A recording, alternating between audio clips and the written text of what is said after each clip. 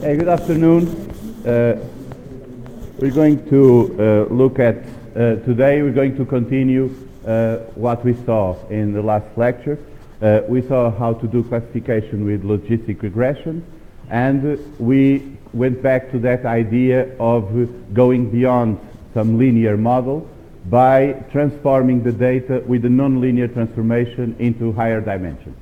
So we saw that we could do that to improve the power of the classifier of logistic regression, but then we have the problem of overfitting. So when we do this too much, we start getting into overfitting.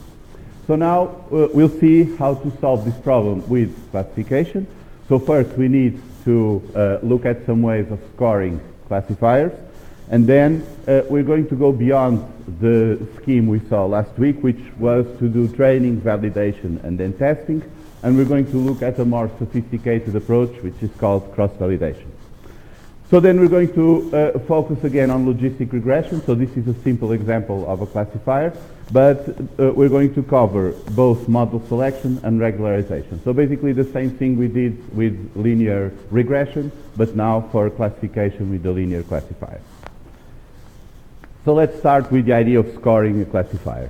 In regression, we use this quadratic error function because we assumed that there was some random error that was normally distributed on the target value that we wanted to predict, so the y value. And if this is the case, and we want to obtain the parameters for our model that maximize the likelihood, so that maximize the probability of the data, then the problem can be reduced to minimizing the quadratic error. So since we are minimizing this function, we can use this function also as a measure of the error we are committing when we have some hypothesis and compare it to the data. With logistic regression, we did a different thing. We are doing a regression not to the actual data, but to some hypothetical function that gives us the probability of each point belonging to class 1. So we are doing a regression to that probability function, and we reach this problem, so minimizing, computing the parameters that minimize this expression. This is the logistic loss or cross entropy, and we can use this as a measure for the performance of our classifier. But we can generalize this a bit for any other classifiers, because sometimes we don't have this kind of target functions. So for logistic regression, we can do something a bit different, which is, since we are also doing a regression, we are not doing a regression to some specific target values in our data, but a regression to this hypothetical function that would give us the probability of each point belonging to class 1. So we can use something that is analogous to the quadratic error, but in our case we are computing the error between the probability of belonging to class 1 that our hypothesis is predicting, so this G n here, and the actual class of the example. So if this example is class 1 and we predict a high probability of belonging to class 1, the error will be low. Remember that probability must be between 0 and 1. So if we have a very high probability, it means it's close to 1, and we are close to the target value. If the class of the example is 0, then we want our predicted probability of belonging to class 1 to be very low, close to 0, because the class is 0, so the probability we assign to belong to class 1 must be close to 0. So this would be the Breyer score. Note that this is a quadratic error, but it's not a quadratic error used in the same way as we're using in the linear regression, but it's with the probabilities and the class level. Yes? What happens if you have more than 2 classes? Well, we'll see that in a few weeks, but currently we are considering only 2 classes. Okay, so this is for binary classifiers. We are only looking at classification problems where we have 2 classes. Then we'll see how to extend this for a greater number of classes, but for now we'll focus on 2 classes. So we can use this Breyer score. So it's not really a quadratic error in the sense of a distance to the discriminant or a distance to the line that we are computing, Rather, it's a quadratic error between the predicted probability and the class the point belongs to. So suppose that this surface here was the result of, after training our logistic regression, we have that sigmoidal curve, the logistic function, and this here at 50% would be our discriminant. So this is where the line is where we separate the two classes. And this surface is the probability that our hypothesis is estimating for each point here belonging to class 1. So on this part here, it estimates the probability very close to 0, then it raises and it estimates the probability close to 1. In the 50% line would be our discriminant. We can measure the Breyer score by measuring the quadratic distance between the probability we are estimating and the value of the class for each point. So points in class 1 I'm drawing at this level and points in class 0 at its level. So this is one way of computing a score for the classifier if the classifier gives you an estimate of the probability of belonging to one class. You can use the quadratic error between the probability estimated by the classifier and the probability of each point in the data belonging to the class. Note that since each point either belongs to the class or it doesn't belong, the probability in that case is always 0 or 1. Okay? Another more general way of looking at a classifier, a binary classifier, trying to evaluate how it's performing is by looking at the confusion matrix. So suppose that this is the prediction. We are predicting the example to be in class 1 or class 0. Our hypothesis predicts this. And this is the actual class where the example belongs to. So if the example belongs to class 1 and we predict it to be in class 1, we have a true positive. It means that we are predicting correctly and it's a positive example, one that belongs to class 1. If it belongs to class 0, it's a negative example, and we predict that it belongs to class 0, then it's a true negative. So the diagonal here are the ones where our hypothesis is predicting correctly the class of each example. Outside the diagonal, we have the errors. One error can be we have a negative example, but our classifier falsely claims that example to be positive. So this is a false positive. The classifier is saying it's positive, but that's a false classification, wrong classification, or a false negative. The classifier is claiming the example to be negative, but the example is actually in the positive class. So using this confusion matrix, we can derive some indicators of the performance of our classifier. Accuracy is simply the fraction of correctly classified examples. So we add up the true positives and true negatives, the diagonal, and divide by the total number of examples. Then other two useful measures are precision and recall. So basically, precision is what the fraction of correctly classified true positive examples among all the examples our classifier claims to be positive. So we add up the true positives and the false positives. This is everything our classifier is saying is positive, and we divide the number of true positives by that value. So if precision is 80%, it means that 80% of the time our classifier is claiming an example is positive, it's actually a positive example. The other 20% our classifier is making a mistake. Note that precision can be high if our classifier almost never states that an example is positive.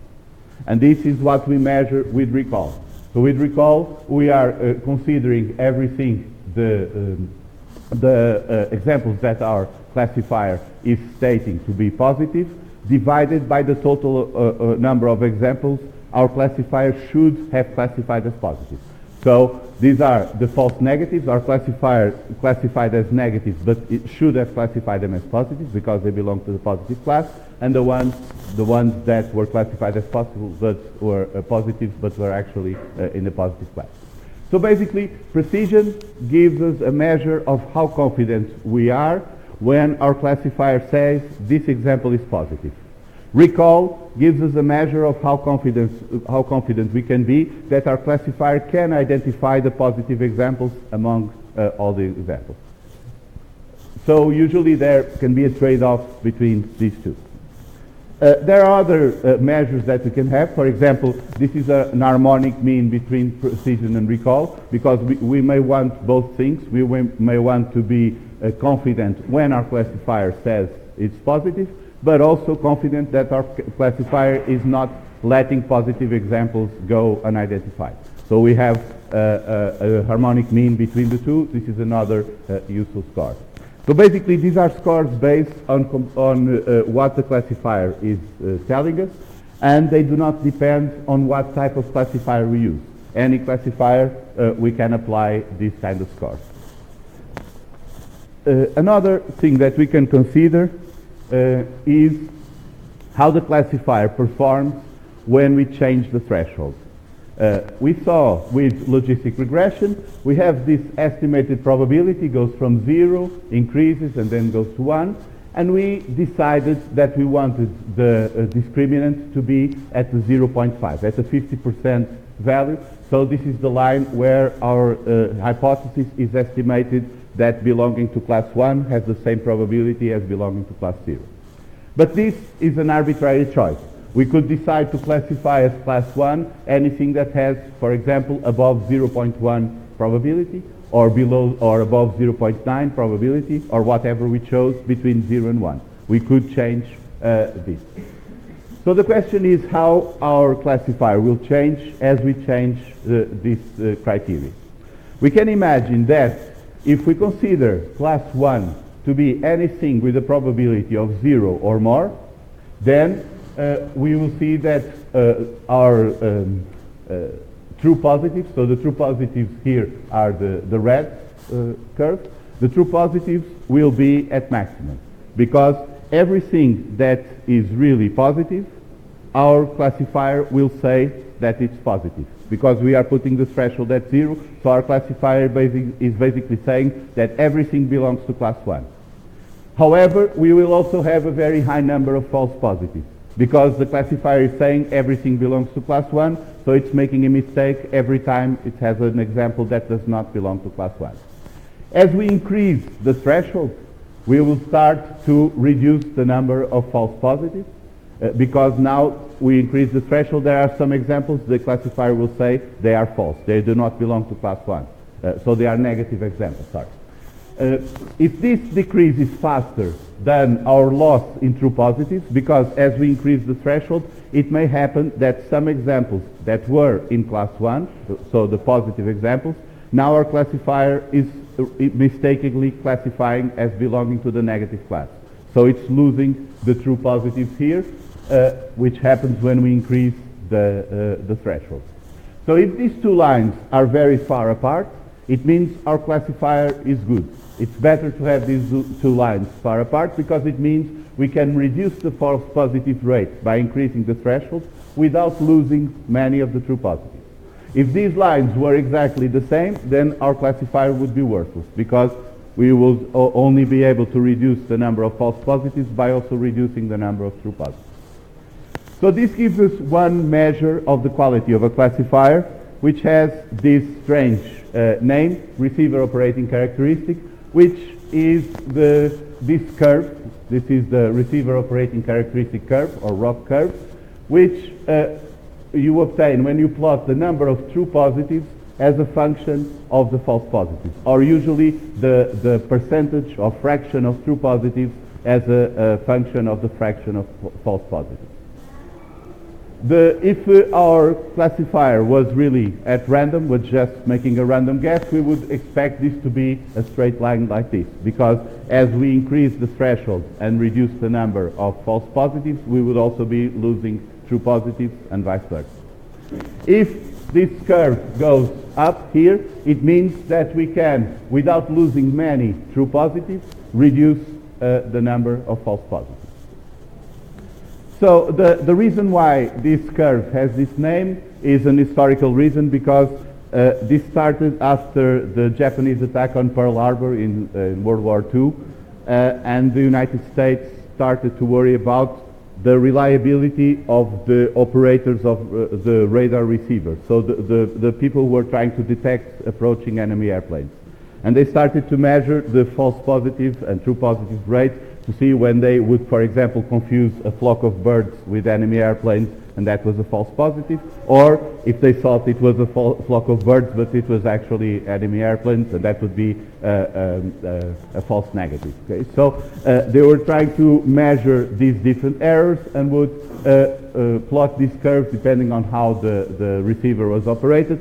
So this is why you have this strange name, receiver operating characteristic. The receiver was the radar receiver, and the operator was the person operating that device. But anyway, we call it now the ROC curve, and you can use the area under the ROC curve as a measure of how good our classifier is. So basically, as we change the threshold, we can change the proportion of true positives and false positives. And if we can measure and if we can reduce the number of false positives without losing the true positives, then we have a good classifier.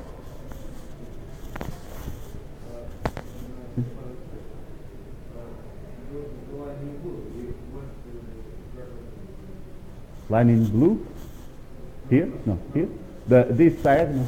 It's just a diagonal. It would be a random choice, because that would be a classifier. It would be like, in this case, you would have the same line for both. It means that in your classifier, for each percentage of false positives you were reducing, you were also losing the same percentage of true positives. Okay, so, and that would not be a good classifier. So for in scikit-learn, when you use classifiers in scikit-learn, they have a more or less standard interface, and they include these methods we saw previously, the fit method for adjusting the parameters given the data. So this is supervised learning. You will always give a matrix with the features and a vector with the target values. So in this case, for classification in logistic regression, you have the class labels there. And you also have a score method. For this, you give the features and the target values for those examples. So this is a matrix which has as many rows as the examples and as many columns as the number of features you have for each example. And this would be a vector with the Y vector there with the class labels.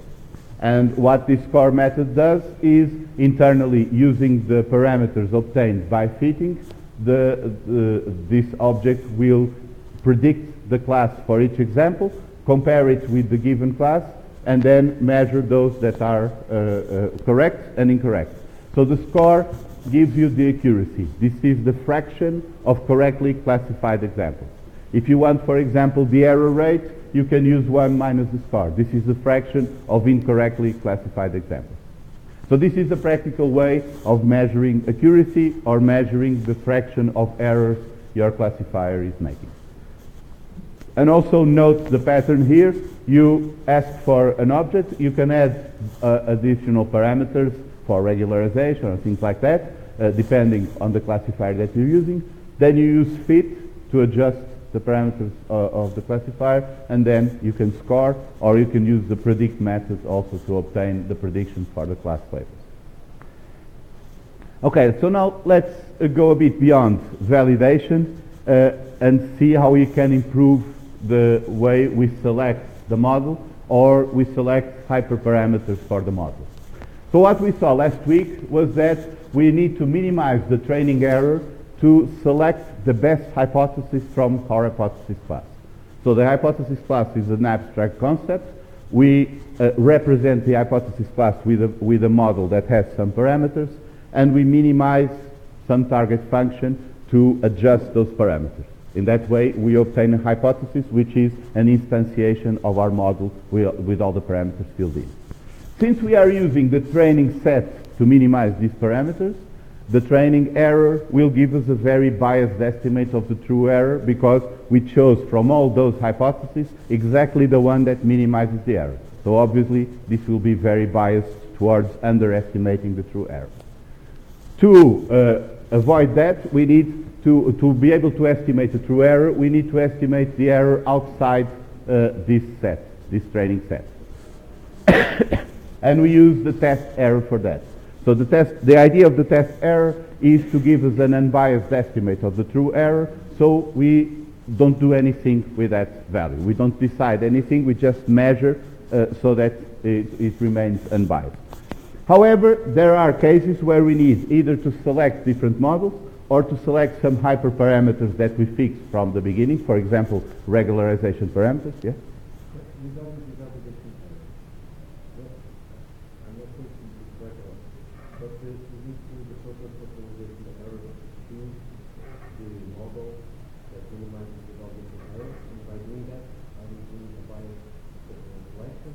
Yes. So that was what I was saying. When we need to select a method or some hyperparameters, we cannot use the training error because that one is very biased since we are selecting the hypothesis based on that. So we need to go outside the training error and we go to the validation error. But because we are selecting, then we bias that estimate because we do that for different models and select the one with the lowest value. Now, that's why we need the test error if we want an unbiased estimate. Since the training set is being used to optimize the parameters of the model and select the hypothesis with the smallest error, we cannot use the training error as an unbiased estimate because we are selecting the lowest one. If we have 10 different models and we use one set of points outside the training set to choose the best model, that would be the validation set because we are choosing the best one and we are biasing it again. So we use that error to choose the best one, but we are left without an unbiased estimate of the true error. And that's where the test set comes into. So the test set, the idea is that we don't use it for anything except to estimate the true error. One problem here is that we are selecting either hyperparameters for the model or which model we use based on a single hypothesis. Because once we train the hypothesis and measure the error in the validation set, it's only the error for that hypothesis. And this is a sample of many possible errors we could have obtained because it depends on which points were left in the training set and which points were assigned to the validation set. If we repeat the experiment and the points are different, then we get a different value for the validation error. And we get a different hypothesis. So the problem here is that we are trying to evaluate the model, how the model behaves, based only on a single hypothesis. We could do better if we could average different runs and get a better estimate of how the model behaves in general in these conditions. So that's what we do with cross-validation. We are going to split the data into the training set and test set, and we're going to do all the validation, model selection, and so on, only on the training set. But the way we're going to do this is we're going to split the training set into k partitions, into k folds, and now we're going to evaluate k times the result by using one of these folds as the validation set and the remaining as the training set. And then we repeat that by selecting another fold to leave out, and another, and we do this k times and average the validation error. So this is a bit confusing. I'm going to illustrate this with some diagrams. Suppose that we have this training set. This is only the training set. We left out some points for the test at the end. Some of them are red, some of them are blue, and this represents the whole training set, but we leave out this first block.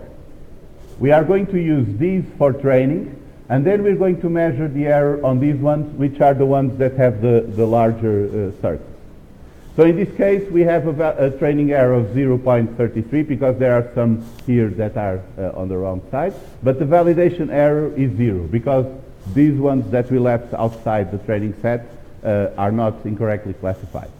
Now we do this again, but we use these points, the smaller ones, as training and leave out that block there.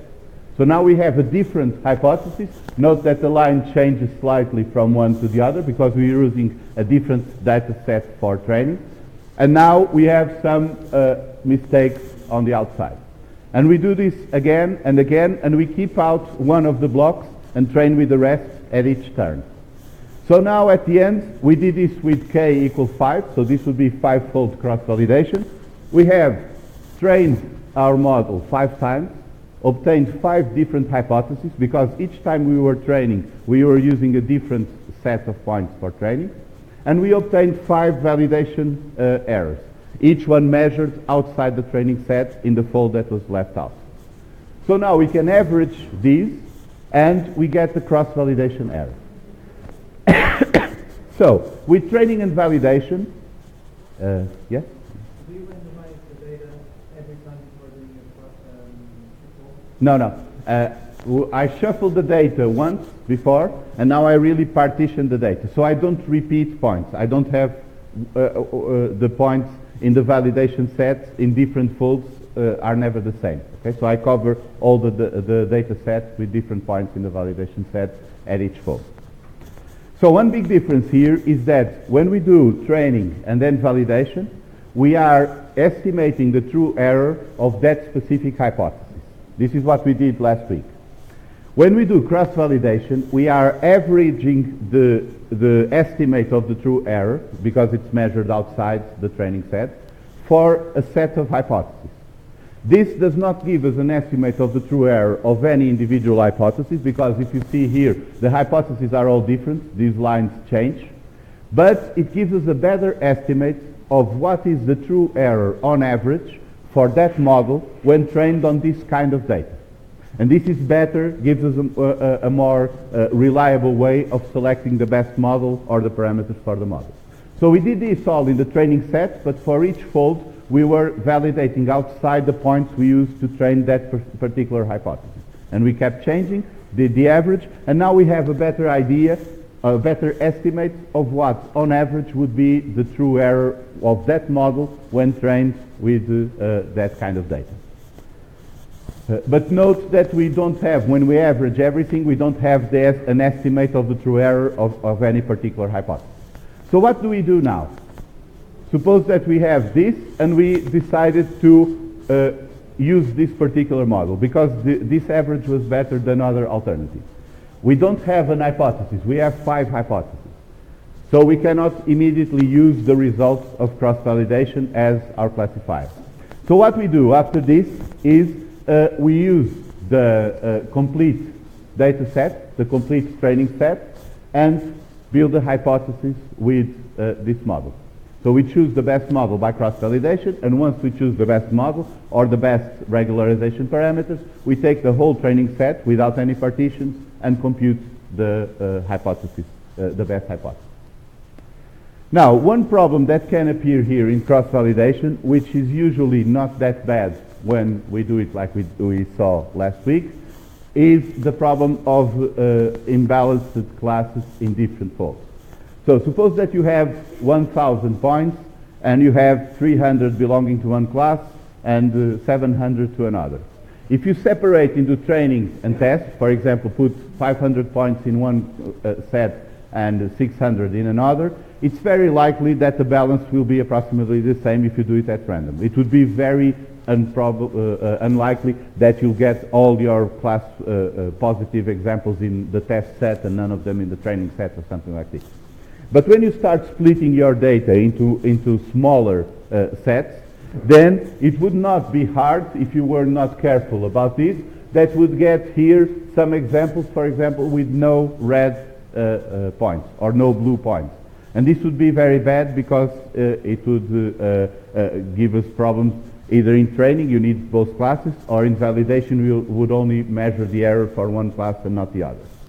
So usually, this problem may appear when you have small data sets, but it's more likely to appear when you do cross-validation and you're partitioning your training set into smaller subgroups, which is the problem of having an imbalance between the different groups and different proportions of the classes. So what we can do is to use stratified sampling. Stratified sampling is also random sampling. We are sampling at random, but we try to keep the same proportion of each class in our data.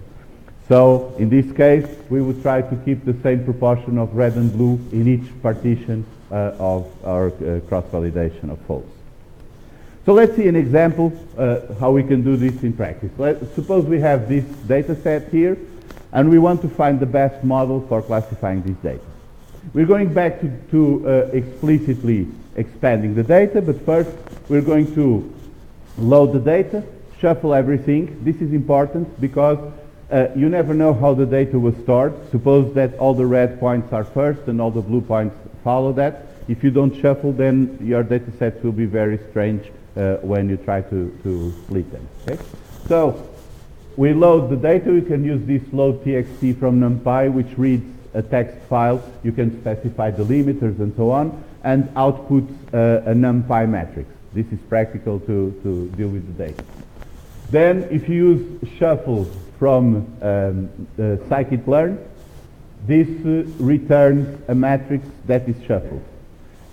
If you use shuffle from NumPy random, this shuffles in place.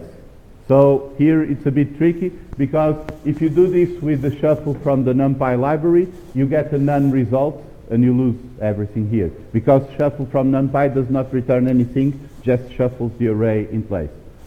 If you just do shuffle the array with the shuffle from scikit-learn, then you don't do anything because it just returns a copy of the data. So be careful which ones you use and look up the documentation if you are in doubt. But anyway, this is one way of just shuffling everything and randomizing the order of the data points. Now we're going to standardize our data. Standardize means we subtract the average for each feature and divide by the standard deviation. So for each column in our feature matrix, we are reducing everything to a distribution that is centered at 0 and has a standard deviation of 1. But we don't do this with the class labels. The class labels, it makes no sense to standardize them because they are either 0 or 1. We don't want to change those values. So we put the first column, which contains the class labels in this file, in this y vector. All the other columns on x, we standardize x and we leave y as it is, okay? Because this is just the class label. Now we can do this manual feature expansion that we saw last week. So we're going to choose different models. The first one we'll only use these two features, the original x1 and x2. So these are the coordinates for the points, are the two features that we input. The other will have the product of the two, then another will have the product of the two plus the square of the first one, and so on. So we can do this in a single matrix. We create a matrix with all these columns, and then we can select how many columns we want to use from that matrix to train our model. So the first two columns are simply the original data.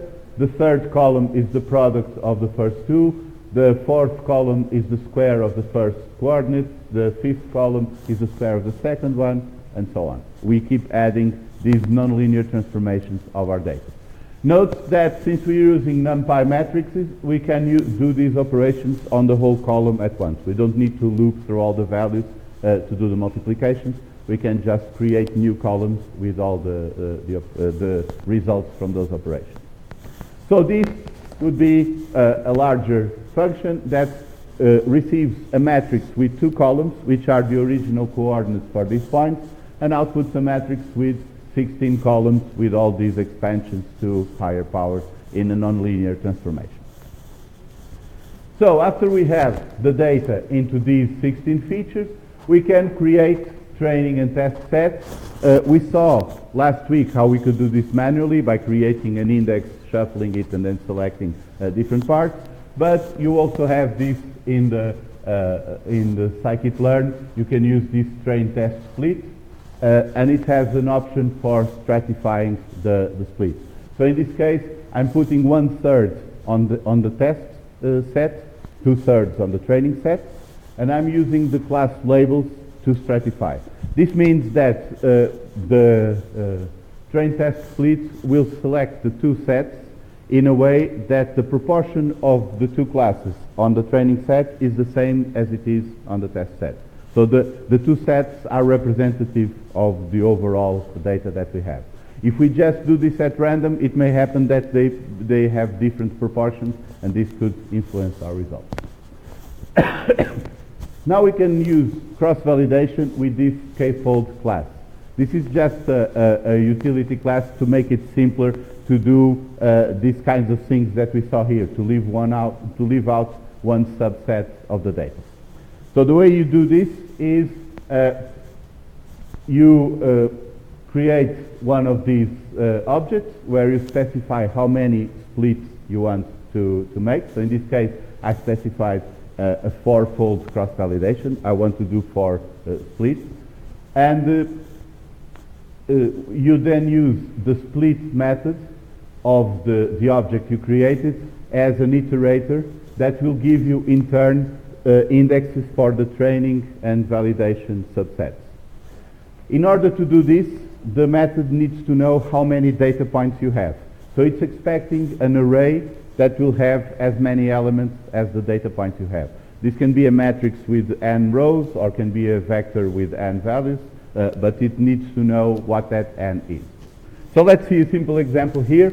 I created a list with 0, 1, and so on, up to 11, so 12 values here. I created a k-fold object to do 4 splits, and then I iterate through the split in this object by giving it this array just so that it knows how many elements I have here. This could have any values. The values here don't matter in this case, but because what I get are the indexes of which points I need in the training set and which in the validation set. So in the first iteration, it's telling me to use the first 3 points as validation and the remaining points starting from the 4th one to the end as trained. In the second iteration of this loop, now this is the second block here that goes to validation. So I get 0, 1, 2, the index is here, then it skips to 6 because 3, 4, 5 were left out in validation, and then it leaves out 6, 7, 8, and then 9, 10, 11. So this is just a simple way of looping through all the folds in cross-validation by getting the indexes of which points you should use for training and which points you should use for validation. You can also do stratified k-folds in this case. You can use this stratified k-fold object to do the same thing, but trying to keep the same balance of both classes in your data. So let's create just this example. Suppose that these were the class labels. I create an object for doing k-fold cross-validation in the same way. I specify also for splits here. But now I'm going to use this k-fold, this stratified k-fold object. The first array there will just be for compatibility with the previous one to get the number of points that we have so that the indexes are correct, the indexes output. And the second argument there is the class labels that we want to keep balanced. So in the first case, we get 0, 1, 2, 3, 4, 5, but then we see here that there are some exchanges. Here we see 6, 7, 9, and then 8, 10, 11. The reason here is that we only have 1s here at the end, so the stratified k-fold object changed the order there with the 0, so that we would not have one fold for validation that only had one class and did not have examples of the other. So with stratified k-folding and stratified split, these objects try to keep the balance of the two classes to avoid this kind of problem. Okay? So this is what you can use to do cross-validation. So let's get back to our example. We can create an auxiliary function just to compute one fold. So we get the training, the index for the training set, the index for the validation set, and the number of features that we're going to use. Remember that we created a matrix with many columns, and now we want to decide if we use only the first 2, the first 3, the first 4, and so on, because these would be different models with increasing power of discrimination here. So we create an object for logistic regression. We use this parameter for regularization. I'm going to talk a bit about that later, but we're going to skip that for now. This would be just a tolerance for finishing the computation. We fit our data, and the way we fit our data is we provide the features in a matrix and the class labels, the target. But we need to fit our data only to the training set. So the rows will be the indexes for the training set, and the columns for the features will only be the first feeds columns that are specified there. So if this is 3, it will only be the first 3 columns. If it's 4, it will be the first 4 columns, and so on. This way we can try different expansions of our data to see how the model behaves. And this is the target, the vector for the target classes, but again, we only use the indexes for the training set. So of all the training set for this particular fold, we are separating some for training and some for validation, and we use only those training indexes. Now we're going to predict the probability for the validation set, or for everything in this case. We are predicting the probability for everything. We are computing the quadratic error between the probability and the target value. So this is the Breyer score in this case. You could alternatively use the score function from the method and use the accuracy, for example. But we are using this error measure with the Breyer score. And now we return two values. We return the average of these errors for the set of points we use for training. This would be the training error, and the average of using the points we did for set aside for validation. So the two values there would be the training error and the validation error. Note that even though the training error is not useful to choose anything, you should keep track of the training error because it helps in debugging, it helps to see how things are going, if you are overfitting, and so on. So we are not actually choosing anything with the training error because the fit does that automatically, but you should try to monitor it. So now let's do this for all the different models.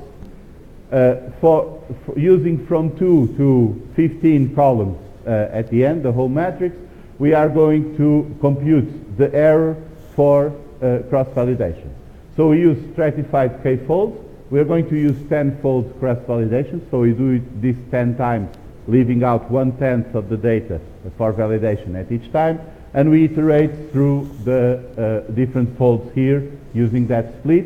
We calculate for this particular fold, and we keep adding the error, and then we divide by the number of folds. So we are averaging the training error and the validation error over all these folds and different hypotheses that we get. And we are doing this for different number of features. So this would be an example using only the original 2 features. Note that logistic regression is a linear classifier, so here we only have straight lines. And these 10 lines here are the different folds that we're using. They don't change very much because as we assign different points, we get mostly similar shapes. And we have a validation error of 0.07 and a training error of 0.669. So you see, training and validation error are very close, and they are not very small. So this is a case of underfitting. With a linear classifier, we cannot properly separate these two classes, which is rather obvious because of the curved frontier depth. As we increase the number of features, so now we're using the same linear classifier, but we added the product of the two values, so a nonlinear transformation to 3 dimensions. Now we do the classification in 3 dimensions, and we project it back. So we can start having here some curves, but we still have high errors there. We can go to 4 features, 6 features, and so on. Note that here in 6 features, we now have a training error of 0. So with 6 features, we can, any data set that we get from shuffling, from using the cross-validation, we always manage to find one hypothesis that classifies everything correctly. But now we have more variation between the different hypotheses, and we have some error on the validations or outside the training set. And now we can keep increasing this, and we plot the 2 errors to decide which model to use. So here you see training error, as we increase the number of features, starts decreasing, and at some point it goes down to 0. When we use sufficient number of features, we can easily classify the data without errors, but we have here the cross-validation error that goes down and then starts to go up again. So we can choose, for example, 9 features here would be the best model in this case, at least apparently from that cross-validation error.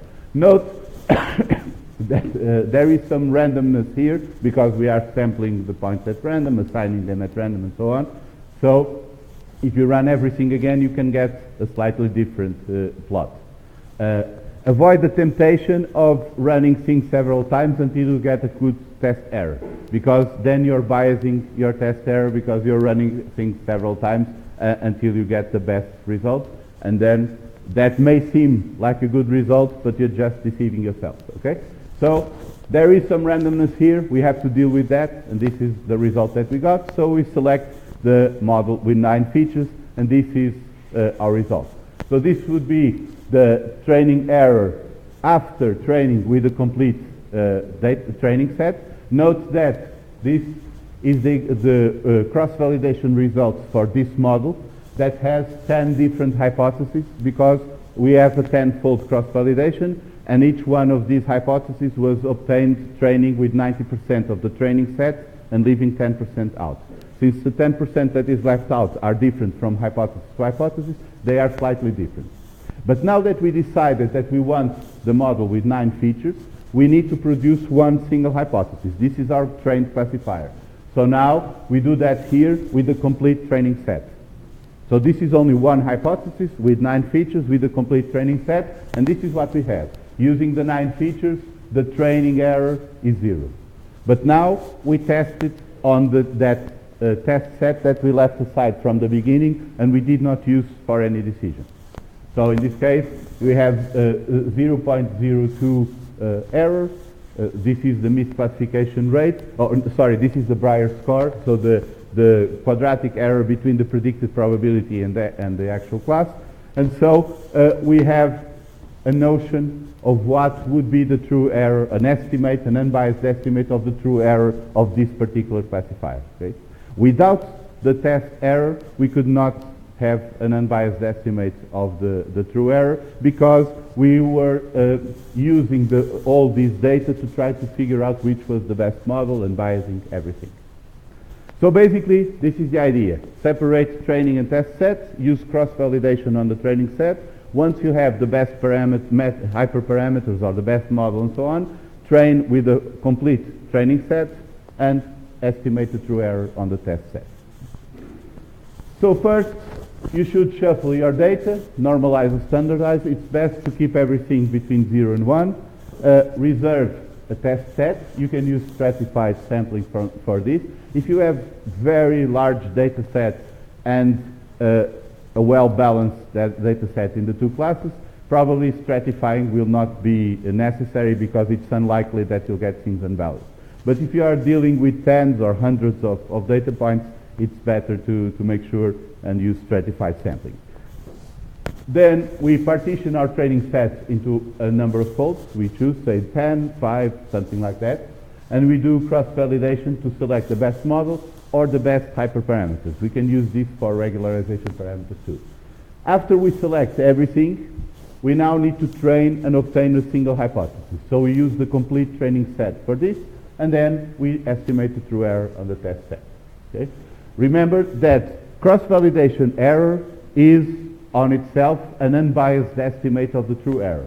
So each of these points is an unbiased estimate of the true error.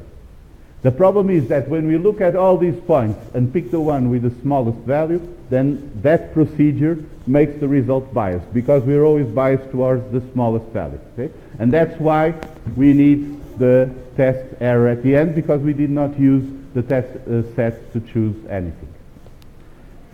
So this is a bit confusing, but remember that what makes the estimate biased is the fact that we looked at a lot of them and chose the one with the smallest value. The fact of choosing the one with the smallest value biases that estimate.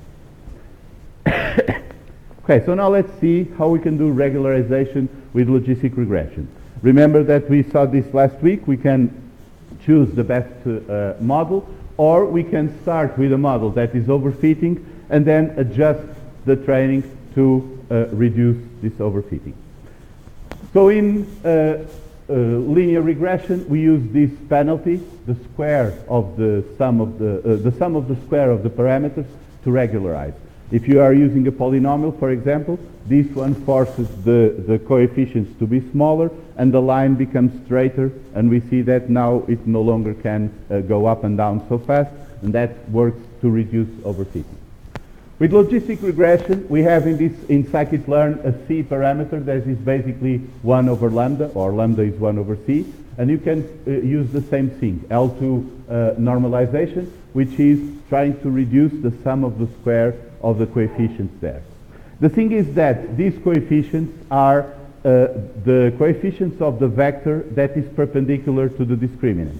So basically, this vector here. We have a discriminant, this is the vector W, and we are trying to make W as small as possible. And it's not very intuitive why this should work. Because with ridge regression, for example, for a polynomial regression or something like that, we are minimizing the quadratic errors, and we are also minimizing the size of the coefficients of the polynomial, and the polynomial will be straighter. But it's not obvious why reducing this vector will help us regularize anything. So to understand this, we need to look at the logistic function there. So the function we are using to try to estimate the probabilities. If we have a large value there on the coefficients, we are computing the dot product between this coefficient vector and the features vector x. And if this is large, as we change x a bit, we can do an abrupt step from 0 to 1, because this will change very fast from negative to positive there. So in this, if we do it like this, we can have a very steep change from probability 0 to probability 1. If we reduce the size of the vector, then this change will be more gradual, and the change from probability 0 to probability 1 will be more spread out. The reason why this serves as regularization is, for example, in cases like this, you can see that there is a blue dot here, very close to the clouds of red classes. But since we are not doing regularization, this W there can be arbitrarily large, and the change from probability 0 to probability 1 can be very abrupt. So we can put the discriminant here between these blue points and the red points and change from 0 to 1 very quickly. And we have a very low error, and we can fit data like this. But this is probably an outlier, and we should not put the discriminant there. So this may be overfitting because we are placing too much trust on that point there. So if we apply this regularization and force the change from 0 to 1 to spread out more, then it will go for, say, 0.1 here, then 0.5, then 0.9, and it no longer pays to put the discriminant, the 0.5 there, because that will increase the error overall this side. So in this case, the discriminant must be further away from the clouds of points, and this point here, this outlier, will not play as an important role as before, and now we are less sensitive to small particularities of our training set and generalized patterns. Yes? It's like a trick to have the border larger Yes. in the both directions. Mm-hmm. So basically, if you force this vector to be small, you force this slope to be softer, and this forces the discriminant away from where most of the points are and allows it to ignore outliers there. Okay? So this is why regularization, L2 regularization works with logistic regression too. So let's choose, for example, the model here at 15, which is clearly overfitting. You can see the difference between the training error and the cross-validation error. So the problem here is generalization. These are the 10 hypotheses we got from the different folds in cross-validation. But we're going to add some regularization. So we're going to change the value of C. This is, by the way, the C that you saw here. So this C that we can add there is the regularization parameter for logistic regression.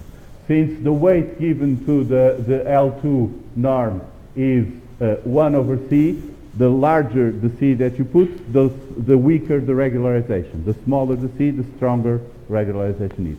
This seems a bit counterintuitive, but when we reach support vector machines, you'll see why it makes sense to standardize everything in this way. So this is the plot. This is the logarithm of C. We are changing in a logarithmic scale. we see that if we use too much regularization, so C very low, the weight of that regularization parameter becomes very high, and we are underfitting. But then things improve a bit, and then they start to go a bit bad. So this is the cross-validation error, and we choose something around here, which is C 10 raised to the power of 5 around here at this value. And this would be the result that we have. So in this case, it's even better than the other one, but remember that these estimates are random. But this would be the result of using all 15 features, but with regularization to try to keep the discriminant farther apart from the point. So just one small note here. This thing that we keep doing of increasing the number of features manually, so using this expansion, you can do this, and sometimes we do feature engineering because maybe some product of 2 features or something like that makes more sense. But in general, if you want to do this, then you don't use something like logistic regression and go to other classifiers, which we'll see later on. But the main idea for showing you this and for you to do this in the exercises is to get this notion that when we reach those classifiers, it's not some kind of witchcraft, but they are just doing this. They are projecting the data and representing the data differently, and then using linear classifiers in these different representations. So the main idea here is not that you're going to do this in practice after you finish the course to solve real problems, but to get this idea of how these things are working under the hood. Okay, so to summarize this first part, we saw how to score and evaluate classifiers, and then cross-validation. We use cross-validation for model selection and for hyperparameter determination, in this case, regularization. One thing here, when you're using, especially when your data set is not very large, you should use stratified folding, stratified sampling to make sure that you have a balanced set of examples in each subset. So, and I recommend reading that section of IDA.